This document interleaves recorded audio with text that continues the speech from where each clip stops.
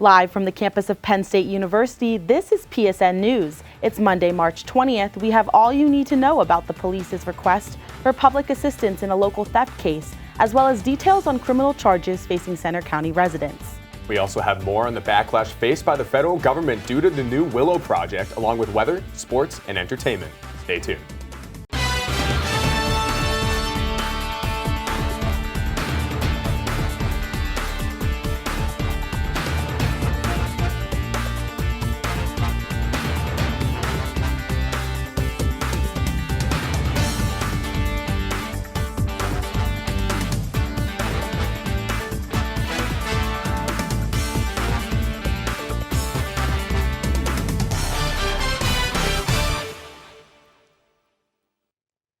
Thanks for joining us tonight. I'm Anjelica Rubin. And I'm AJ Sisson. The State College Police Department is asking for the public's assistance in identifying multiple suspects involved in an alleged theft from the Nittany Mall's Planet Fitness on March 8th. An SCPD release reports that 4 individuals reported wallets and keys stolen. Additionally, over $2,000 in unauthorized credit card charges were totaled as part of the theft. Anyone with more information is urged to contact State College Police immediately. 2 Center County residents have been charged for allegedly shooting a BB gun while driving in downtown State College. Tegan Ettinger and Sierra Gregg both admitted to police that they were involved in the incident and were taking turns operating the vehicle and BB gun. When police first questioned Gregg, she falsely claimed she was forced to drive a man around who was responsible for the event. 4 individuals were minorly injured and no one had to go to the hospital. Ettinger and Gregg are set to appear in court on April 12th for preliminary hearings.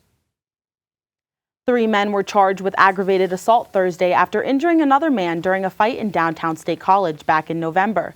The man who was beaten during the fight along East Calder Way was hospitalized at the Geisinger Medical Center. He suffered from a brain and occipital bleed. The police found the 4 men involved in the fight had engaged in a verbal argument before it all turned violent.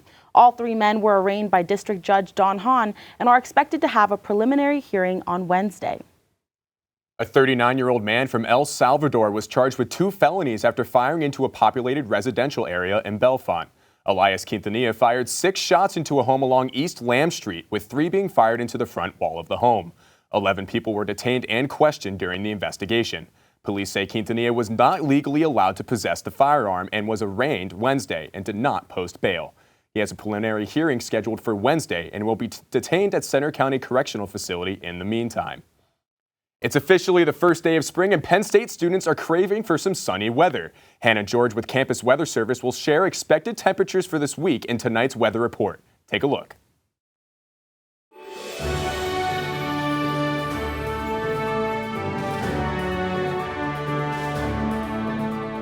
From the students of Penn State Meteorology, here is your Penn State Campus Weather Service forecast. Good evening from the Penn State Campus Weather Service. I'm Hannah George. I hope you all are enjoying your first day of spring out there. Overall in the state, we're looking at some clear skies out there, and that's the case here in State College as well. You can see over the hub, not a cloud in the sky, absolutely beautiful. And we're looking at a current temperature of 48 out there. It did hit 50 for a second, but it's starting to cool down as we move into the later hours of the day. That feels like a 44 and some wind out there. Going to make it feel a little bit cooler at times, but compared to the cool weekend we had, definitely feels a little bit like spring out there. As mentioned, we hit a peak of about 50 out there. You can see things are going to get a little cooler overnight, but hopefully tomorrow we're going to wake up to some warmer temperatures. I'll talk about those a bit later, but right now I just want to give you a little information on the equinoxes. The summer solstice, as you may know, is the longest day of the year that occurs in June, the winter solstice being the shortest day of the year that occurs in December. But the spring and fall equinox, the spring one, is what we'll be experiencing here today, is when we see equal day and equal night. And I just wanted to give you a little bit of information on that as we experience the spring equinox here today. Temperatures in the state, you can see mainly high 40s, low 50s out there. Places in the eastern half hanging on those 50s still as we move into the evening, but this western half is starting to get a bit cooler. But overall in the last 24 hours, everywhere has seen an increase of some kind, a decent increase, might I add, with places like Erie seeing an 18-degree increase in the last 24 hours. And most of this eastern half of the country, in fact all of it, that's what they're seeing. Places like Columbia not seeing quite as much, but they're still seeing something. And I want to talk just a tiny bit more about those more southern states, you can see places like Nashville 60, Raleigh 64. To us, that may sound pretty nice, but for them, they actually like to see it a little bit warmer this time of year. In fact, in the next couple of days, they're going to be getting into the high 70s, and places like Tampa are going to be in the high 80s. So though those temperatures may seem pretty nice to us, they've been seeing some cooler temps there as well. So they're thinking what we're thinking up here, that it should be a little bit warmer as we go into spring.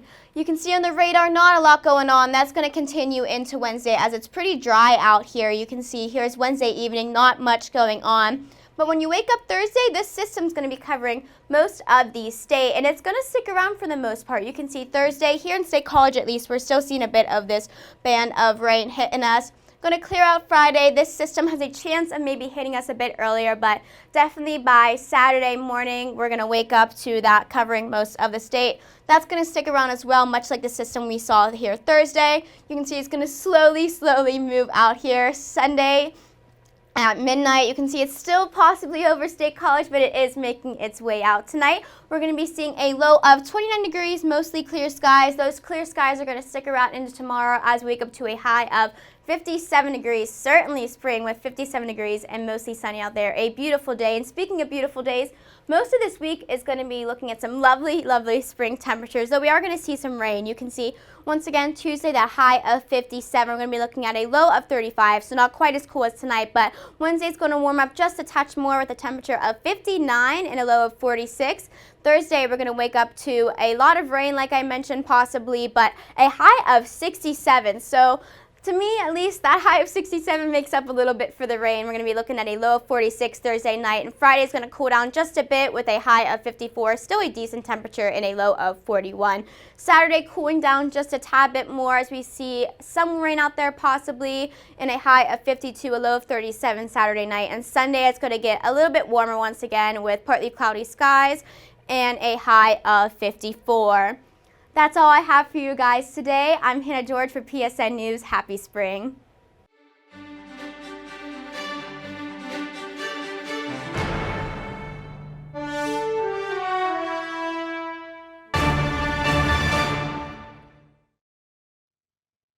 Welcome back to PSN News. I'm Antonio Fondacaro with your sports update. Penn State Nittany Lions basketball made it into their first NCAA March Madness tournament since 2011 this year. The Nittany Lions defeated Texas A&M in dominating fashion during the first round of the tournament. The 76-59 victory over the Aggies prompted the blue and white to face the University of Texas in the round of 32. Coach Micah Shrewsbury wrote the word believe in the team locker room before the game. Perhaps belief alone wasn't enough, as the Nittany Lions fell to Texas 66-71 to conclude their magic run in the NCAA tournament. Penn State Wrestling won the NCAA Division I National Championship team title this past weekend. Its 11th win since Coach Cale Sanderson's tenure at Penn State. This feat marks the second consecutive year the Nittany Lions won the team title. Aaron Brooks and Carter Starace won NCAA titles at 184 and 174 pounds respectively. Brooks' 7-2 win over Parker Kakaisen marks his third consecutive NCAA title. Carter Starace has also received honors as a three-time champion, pitting Mikey Labriola in the first period. True freshman Levi Haynes made his NCAA tournament debut, placing second at 157 after losing to Austin O'Connor 6-2. Other notable wrestlers also placed in the tournament. Shane Van Ness placed third at 131, Roman Bravo Young took second at 133, and Greg Kirkfleet fell to Mason Paris, placing second at heavyweight. Lots of buzz is building as we continue to shift through the NFL offseason. The Chicago Bears traded the number 1 overall pick to the Carolina Panthers for 2 first-round picks and standout wide receiver DJ Moore.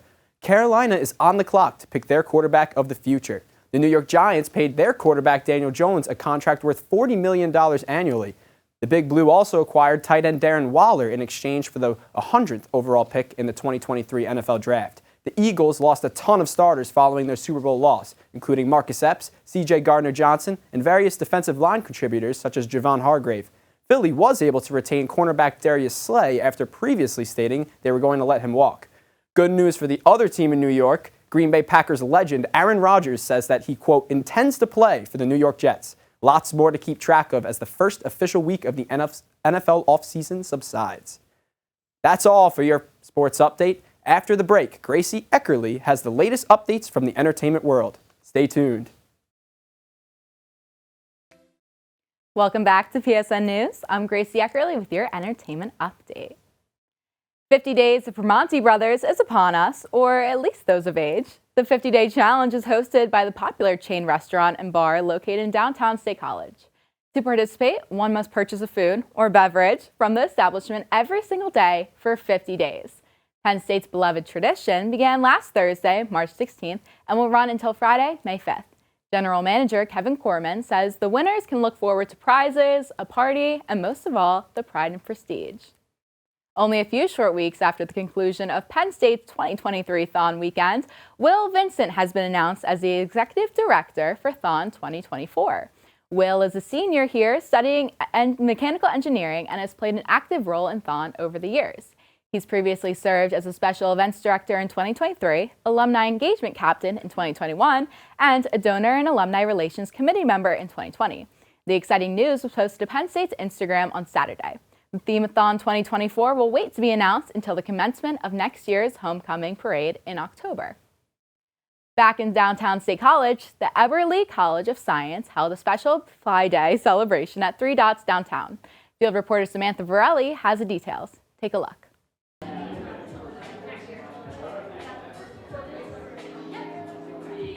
The Penn State Eberly College of Sciences annual Pi Day Science Open Mic Night returned this week for Pi Day 2023. The event was open to all kinds of science-themed performances, including poetry readings, music, and stand-up comedy, among others.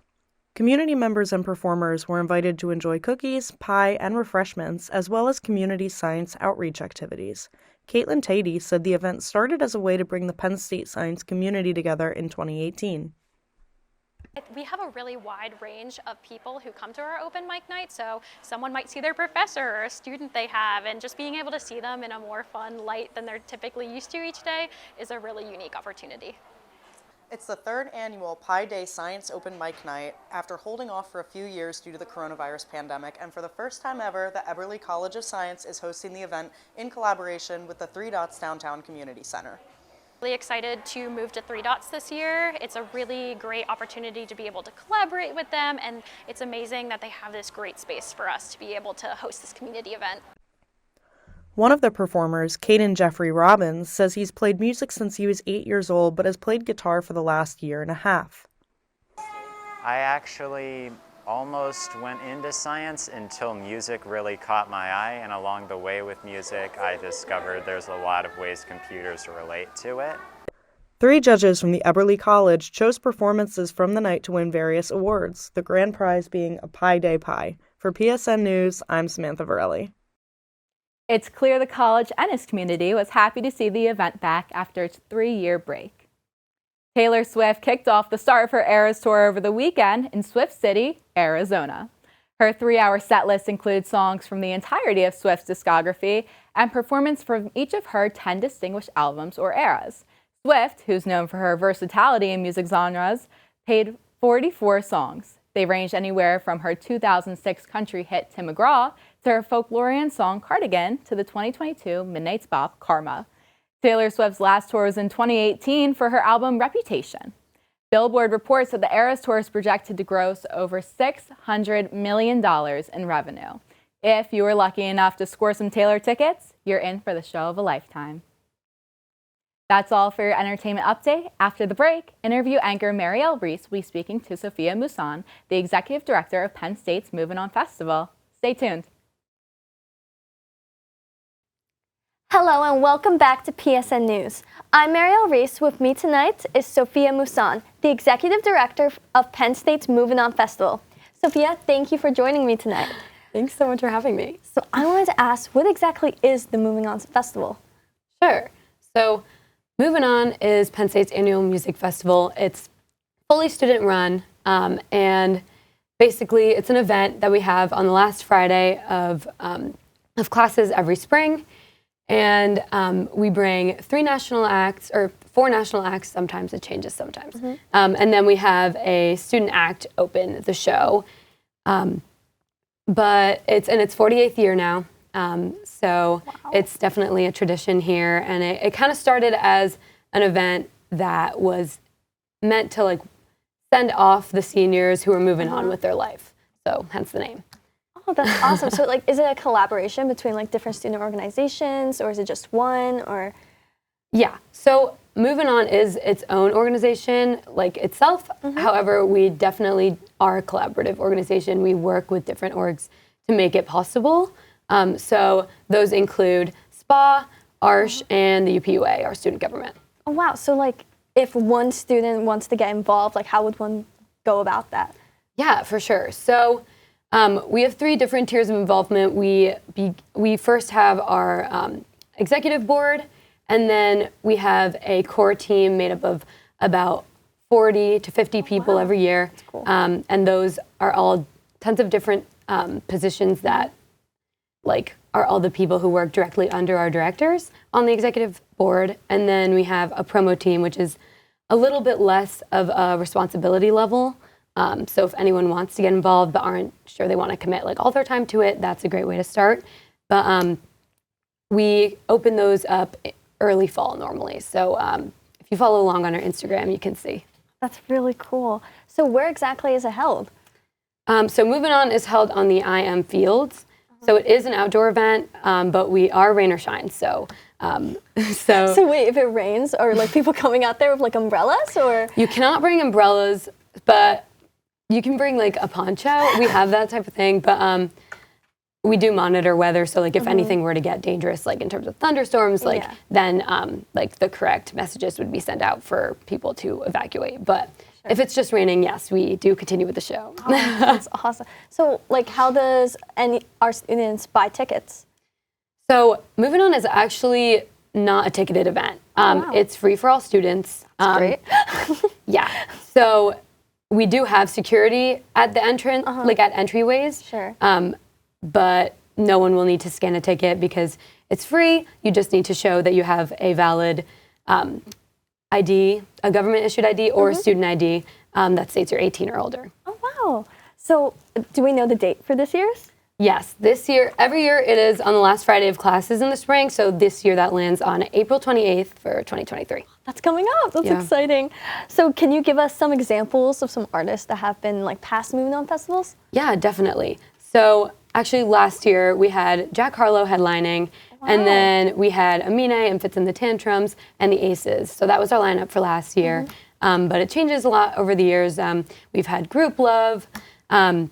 We've had we also have a fall show, so we've had different artists for that. So this year we had Kyle and 303 for our fall show. So does Moving On happen twice a year, or is it titled differently, or? It's titled differently. So in the fall, we have Lights Up, which is specifically collaborating with SPA. So it's called Lights Up. But so that happens on the Hub Lawn, but Moving On is just in the spring. And so that's our festival that happens on the 28th. Do you have a favorite performer or performer you've always wished that you could get on Moving On? I honestly, for Moving On, I really think about what the students would want to see most of the time, because we're funded by student fees, so we really work hard to make sure that as many people are happy with the lineup as possible, and that it's a diverse lineup. But as for some of my favorite artists, Miley Cyrus, I love Paramore. Is there a good chance we could get those? Maybe not on this Moving On, but potential future ones, or how does that even work? Getting big time artists like that, come onto the festival. Yeah. So I have to give big props to our middle agent.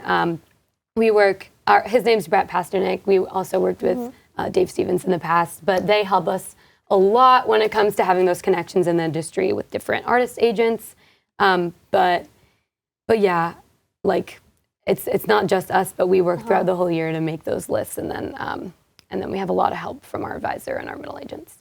Really cool. So I was on your website the other day, and it looks like there's a bunch of different events itself that go into the festival. Could you talk a little about that? Yes. So we are an organization that functions throughout the whole year. So as Moving On is an event that takes over a year to plan for the next one. But as the year goes, we have events like our Spotlight Series, which is a way to promote student acts or give students performance opportunities throughout the year in the hub. So that's one thing we do. We also have Battle, which is happening on April 4th this year.